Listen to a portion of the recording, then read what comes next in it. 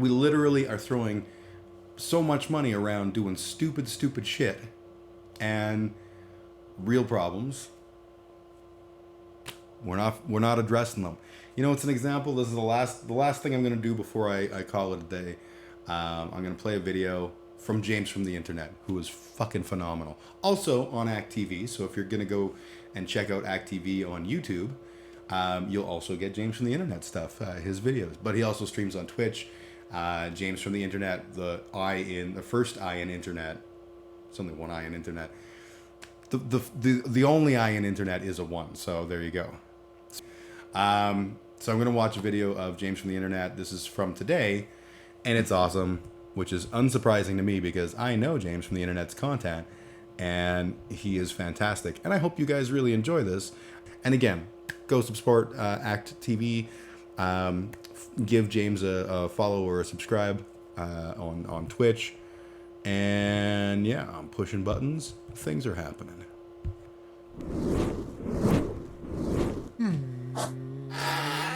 Greetings, everybody. My name is James. I am from the Internet. Today we are going to be talking about labor.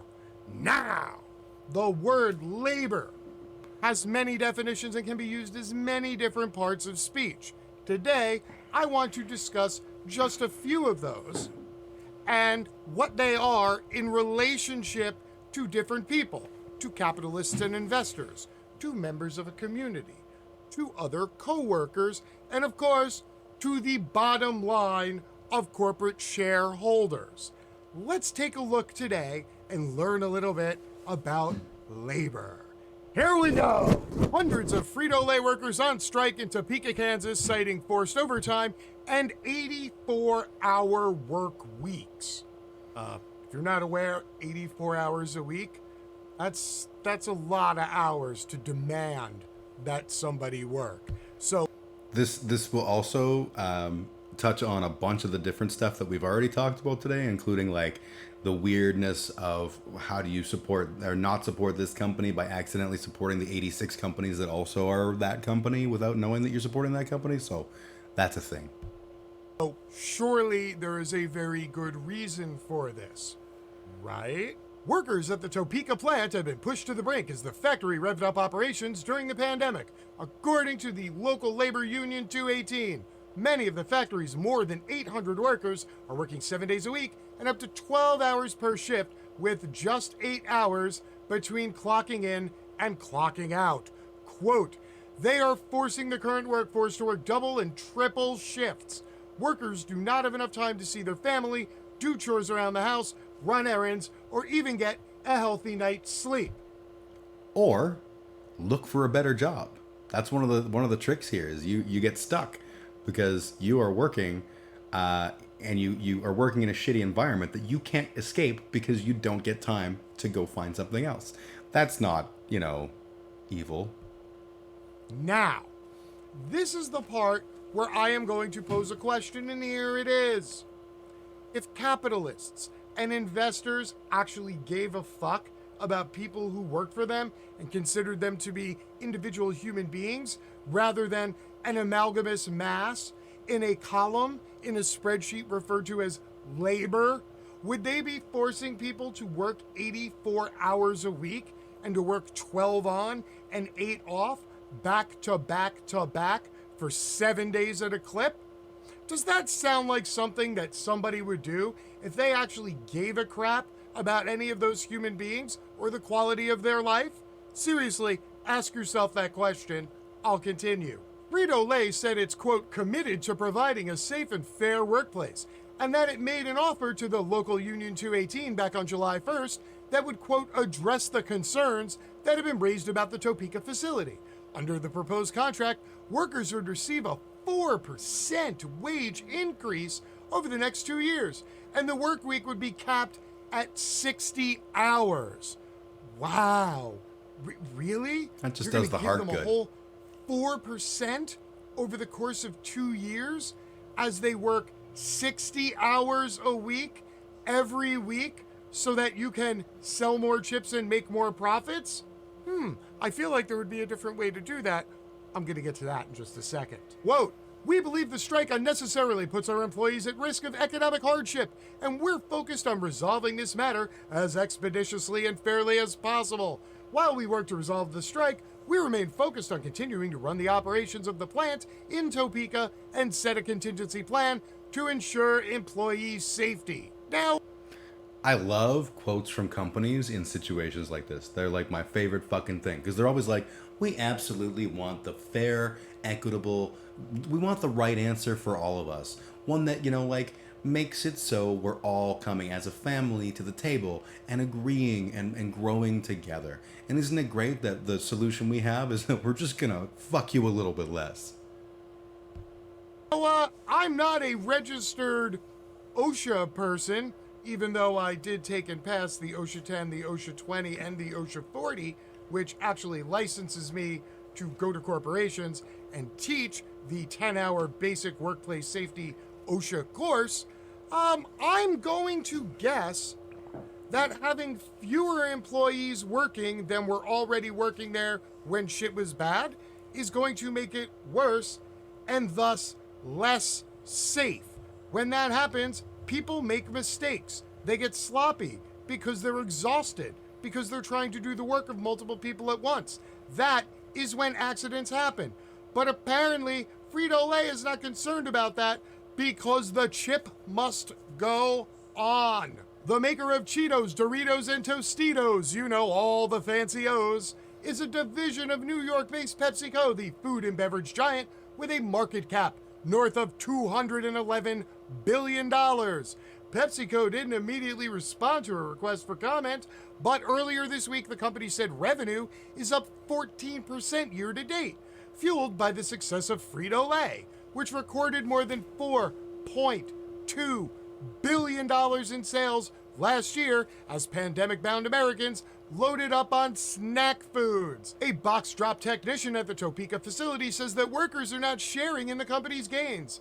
He told Labor Notes that his wages have increased 70 cents in the past 12 years. The local 218 said PepsiCo is exploiting its dedicated employees and risking their health by forcing them to work so many hours. Quote, the union has repeatedly asked the company to hire more workers, and yet despite record profits, Frito Lay management has refused this request.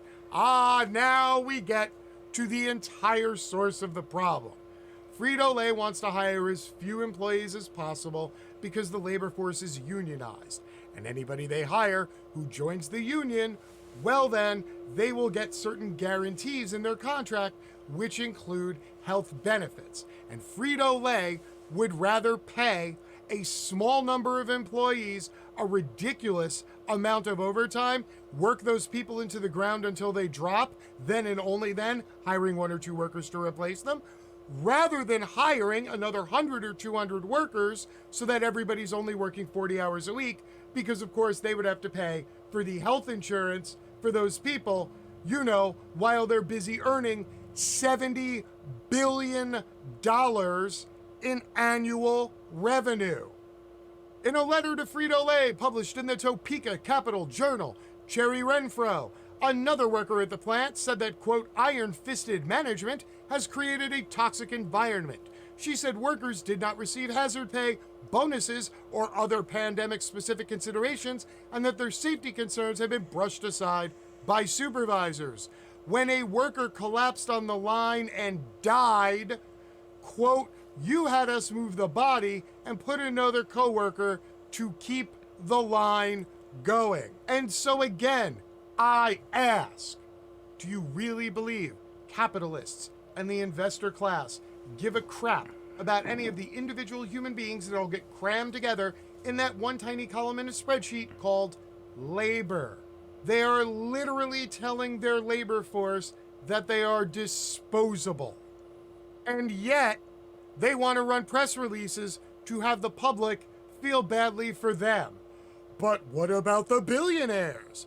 But what about the $70 billion corporation? Did you ever think about them? Oh no, what's going to happen to the stock price? Ah!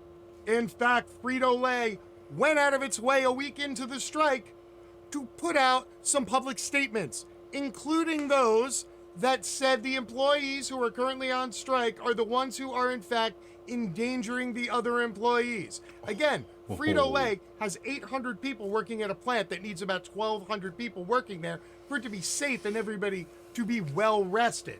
Now that there are only 300 employees there because 500 are on strike, Frito Lay is saying it's everybody else's fault, not theirs. Also, we literally just read about 2 different people who died on the job at Frito Lay before the strike from being overworked, and Frito Lay's response was to have the employees brush the warm corpse aside and get somebody else over on the line to make sure the chips kept getting bagged. But Frito Lay wants you to think it's everybody else's fault. So what can you do about this current face-off between the mega corporation and the 500 employees who don't want to get worked to death so that the mega corp can take in $70 billion in revenue while giving them a whopping 4% raise over the next 2 years? Well, to start with, you could stop buying all those goddamn Frito Lay products. All those O's, the Tostitos, the Doritos, all the other chip O's. Fuck them. Stop buying them. If you really have to have crappy food, I'm sure there's other crappy food you could have in place of Lay's crappy food. This is something that the striking workers are publicly asking for. So even if you don't think it's going to hurt PepsiCo's bottom line, or it's not going to hurt Frito Lay and their image, show some solidarity with fellow members of the working class.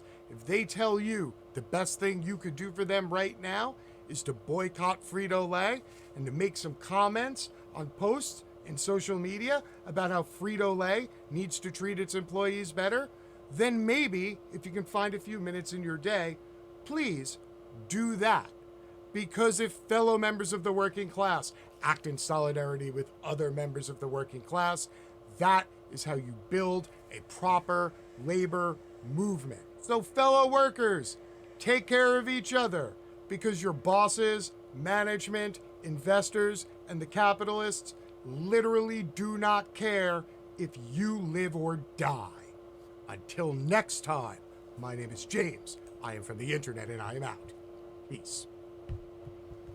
So not only do I love James from the internet, just because fantastic content and mellow greetings, all of it. I just love it.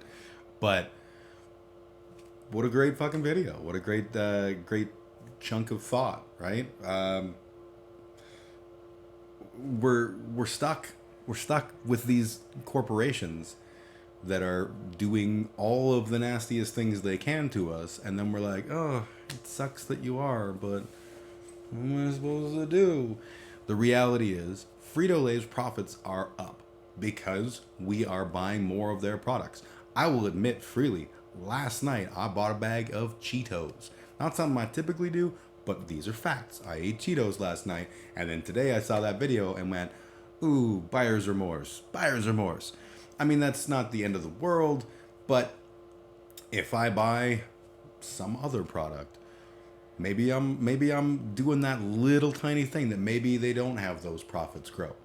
You know, they're not getting $4 billion in additional profits from me, or 70, or whatever the fuck the numbers were.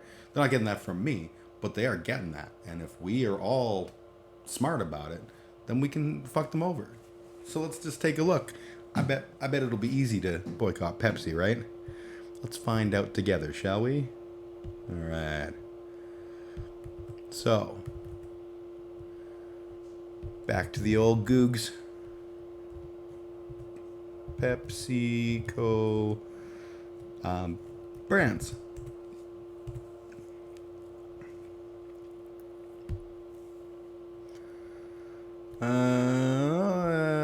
Brands, product. Well, okay. We'll try product information. I haven't done this. Top global brands. So obviously there's Pepsi, there's Lay's, there's Mountain Dew, all you code redders, Doritos, Gatorade, Tropicana fruit juice, Quaker Oats, Lipton iced tea, Cheetos, Ruffles, Aquafina. That one I thought Coke owned Aquafina. Obviously I'm wrong. No, Coke has a different one. I don't remember. It doesn't fucking matter. The Starbucks Frappuccino, is that like Starbucks in general, or I think it's just the Frappuccino, but I could be wrong.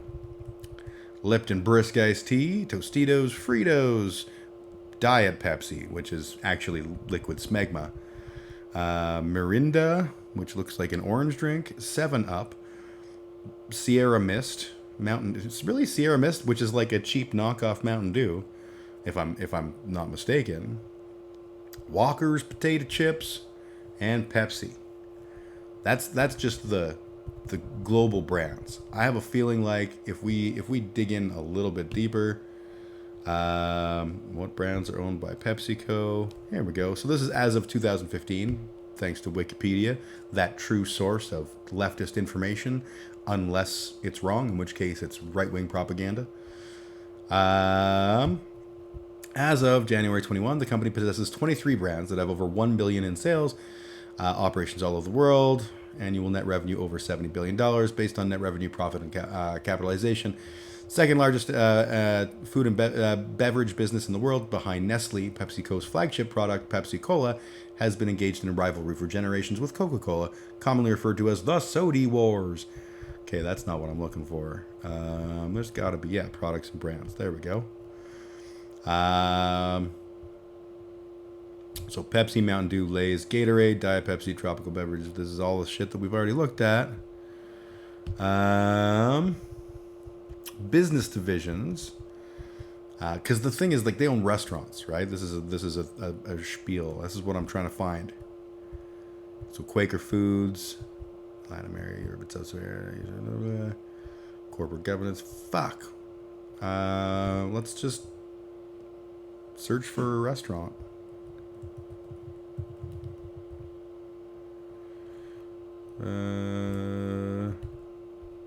Maybe I'm wrong. Maybe Pepsi doesn't own all these shitty restaurants. PepsiCo restaurants. Yum Brands. Yum was created, formerly Tricon Global Restaurants Incorporated, which doesn't sound at all like a secret name for like an actual terrorist organization.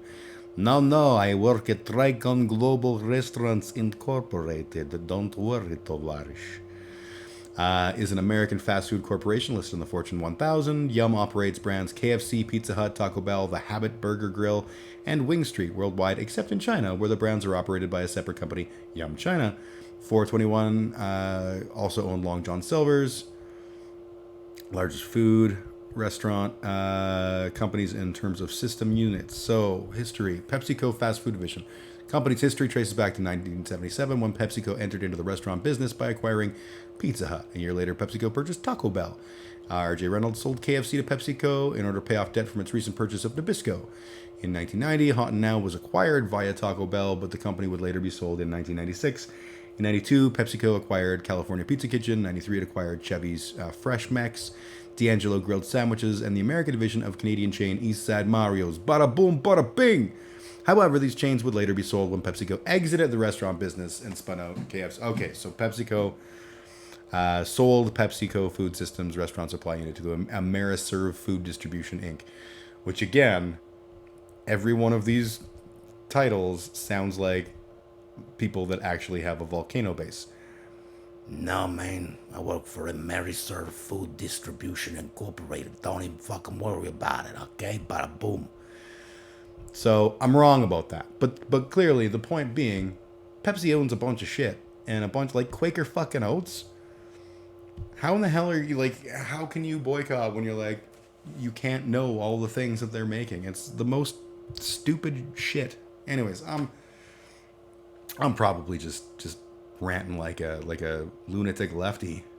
But it's because I'm a lunatic lefty, and that's kind of how I do. So it frustrates me. First off, I want to say thank you for watching. If you've enjoyed, please like and subscribe. It really does help me out. Thank you to my patrons that support me on Patreon. I am a little streamer, and these people are all really awesome for supporting me.